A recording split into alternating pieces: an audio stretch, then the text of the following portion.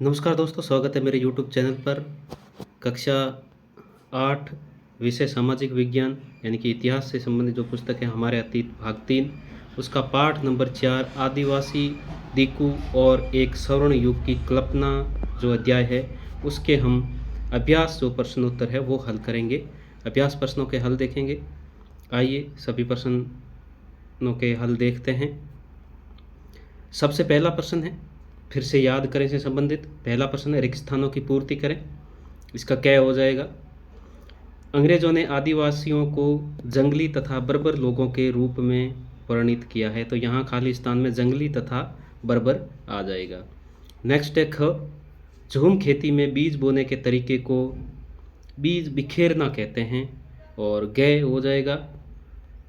मध्य भारत में ब्रिटिश भूमि बंदोबस्त के अंतर्गत आदिवासी मुखियाओं को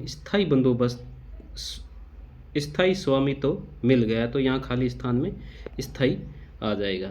गए है, असम में चाय बागानों और बिहार की कोयला खदानों में काम करने के लिए आदिवासी जाने लगे, तो इसके अंदर चाय के बागानों और कोयला खदानों खाली स्थान में भर देंगे। नेक्स्ट है दूसरा प्रश्न, सही और गलत बताना है। पहला प्रश्न है क, झूम काश्तकार जमीन की जुताई करते हैं और बीज रोपते हैं, तो ये गलत हो गया। ख होगा, व्यापारी संथालों से कृषि कोष खरीद कर उसे 5 गुना ज़्यादा कीमत पर बेचते थे, तो ये सही है। और नेक्स्ट है ग, बिरसा ने अपने अनुयायियों का आह्वान किया कि वे अपना शुद्धिकरण करें, शराब पीना छोड़ दें और डायन व जादू टोने जैसी प्रथाओं में यकीन न करें, तो ये हो जाएगा सही। नेक्स्ट है घ है, अंग्रेज आदिवासियों की जीवन पद्धति को बनाए रखना चाहते थे, तो ये हो जाएगा गलत। नेक्स्ट है, आइए विचार करें से संबंधित तीसरा प्रश्न है, ब्रिटिश शासन में घुमंतु काश्तकारों के सामने कौन सी समस्याएं थी, तो इसका आंसर हो जाएगा घुमंतु काश्तकार यहाँ वहाँ भटकते रहते थे और एक जगह ठहर कर नहीं रहते थे। वे चाहते थे कि आदिवासियों के समूह एक स्थायी रूप से रहें और खेती करें। स्थायी रूप से एक जगह रहने वाले किसानों को नियंत्रित करना आसान था। अंग्रेज अपने शासन के लिए आमदनी का नियमित आय स्रोत भी चाहते थे। फलस्वरूप उन्होंने ज़मीन के बारे में कुछ नियम लागू किए। उन्होंने ज़मीन को मापकर प्रत्येक व्यक्ति का हिस्सा तय कर दिया। उन्होंने यह तय कर दिया कि किसे कितना लगान देना होगा। कुछ किसानों को भूस्वामी और दूसरों को पट्टेदार घोषित किया गया। पट्टेदार अपने भूस्वामियों का भाड़ा चुकाते थे और भूस्वामी सरकार को लगान देते थे। आदिवासी झूम काश्तकारों को स्थायी रूप से बसाने की अंग्रेज़ों की कोशिश बहुत कामयाब नहीं रही।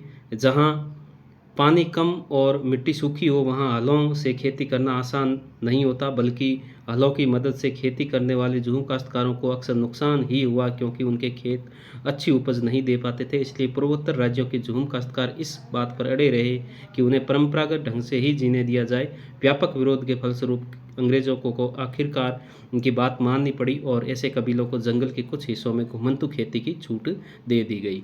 नेक्स्ट है चौथा प्रश्न, औपनिवेशिक शासन के तहत आदिवासी मुखियाओं की ताकत में क्या बदलाव आए, तो इसका आंसर हो जाएगा अंग्रेजों के आने से पहले बहुत सारे इलाकों में आदिवासियों के मुखियाओं का महत्वपूर्ण स्थान होता था। उनके पास औरों से ज़्यादा आर्थिक ताकत होती थी और वे अपने इलाके पर नियंत्रित रखते थे। कई जगह उनकी अपनी पुलिस होती थी और वे जमीन एवं वन प्रबंधन के स्थायी नियम खुद बनाते थे। ब्रिटिश शासन के तहत आदिवासी मुखियाओं के कामकाज और उसका अधिकार काफ़ी बदल गए थे। उन्हें कई कई गांवों पर ज़मीन का मालिकाना तो मिला रहा, लेकिन उनकी शासकीय शक्तियाँ छीन गई और उन्हें ब्रिटिश अधिकारियों द्वारा बनाए गए नियमों को मानने के लिए बाध्य कर दिया गया। उन्हें अंग्रेज़ों को नजराना देना पड़ता था और अंग्रेज़ों के प्रतिनिधि की हैसियत से अपने समूह को अनुशासन में रखना होता था। पहले उनके पास जो ताकत थी अब वह नहीं रही। वे परंपरागत कामों को करने से लाचार हो गए। नेक्स्ट है पांचवा प्रश्न, डाकुओं से आदिवासियों के गुस्से के क्या कारण थे, तो इसका आंसर हो जाएगा दिक्कुओं से आदिवासियों के गुस्से का क्या कारण थे, तो इसका आंसर दिक्कुओं से आदिवासियों के गुस्से के निम्नलिखित कारण थे। वे थे, आदिवासी लोग बाहरी लोगों को दिक्कू कहते थे। दिक्कुओं ने आदिवासियों की ज़मीन छीन ली थी। नेक्स्ट है, दिक्कुओं ने आदिवासियों का अधिकार और आज़ादी छीन ली थी। दिक्कुओं ने आदिवासियों को गरीब और कर्ज में धकेल दिया था।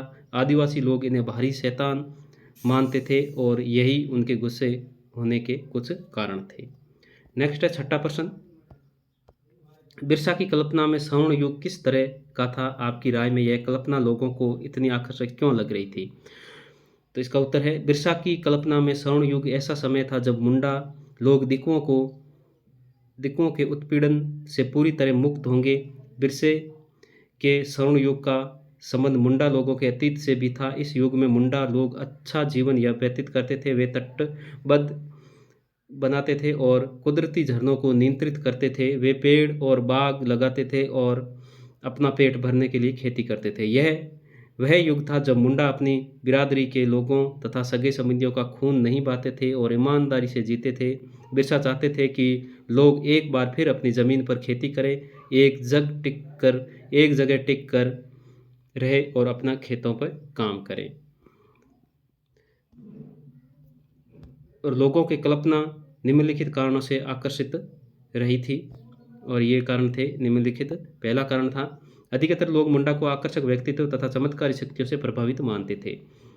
मुंडा लोग जानते थे कि उनका जीवन काफ़ी अच्छा है और उसी को कायम रखना चाहते थे। उन्हें पूरा विश्वास था कि बिरसा उन्हें दिक्कुओं के उत्पीड़न से अवश्य ही मुक्ति दिलाएंगे, फिर उन्हें अपनी ज़मीन दोबारा मिल जाएगी। जैसे बिरसा लोगों सत्ता पर अपना अधिकार स्थापित किया था, उसी तरह से वे भी सत्ता का अधिकार चाहते थे। नेक्स्ट है, आइए करके देखें से संबंधित 7वां प्रश्न है, अपने माता पिता, दोस्त या शिक्षकों से बात करके 20वीं सदी के अन्य आदिवासी विद्रोहों के नायकों के नाम पता करें और उनकी कहानी अपने शब्दों में लिखिए। तो इसका आंसर है, ताना भगत आंदोलन 1914 से 1919 के दौरान ताना भगत और उराव जनजातियों का एक जनजातीय विद्रोह था। इसकी शुरुआत बिहार जिले के छोटा नागपुर क्षेत्र से हुई थी, जो अब झारखंड में है। यह आंदोलन यात्रा उराव के नेतृत्व में चल रहा था। यह महात्मा गांधी जी से भी पहले शुरू किया गया सत्याग्रह था। यह आंदोलन अंग्रेजों द्वारा लगाए गए करों के खिलाफ था। वे सभी साहूकारों, जमींदारों और ब्रिटिश अधिकारियों के विरोध में थे। ताना भगत अहिंसा के विश्वासी थे और महात्मा गांधी का अनुसरण करते थे। नेक्स्ट है, इतना ही है। और ये थे कक्षा 8 जो सामाजिक विज्ञान जो इतिहास की पुस्तक है, उनका अध्याय नंबर 4 आदिवासी दिक्कू और एक स्वर्ण युग की कल्पना जो पाठ है, उनके अभ्यास प्रश्नोत्तर। और आशा करता हूँ मेरा वीडियो अच्छा लगा होगा। इसको लाइक शेयर सब्सक्राइब ज़रूर करें। धन्यवाद।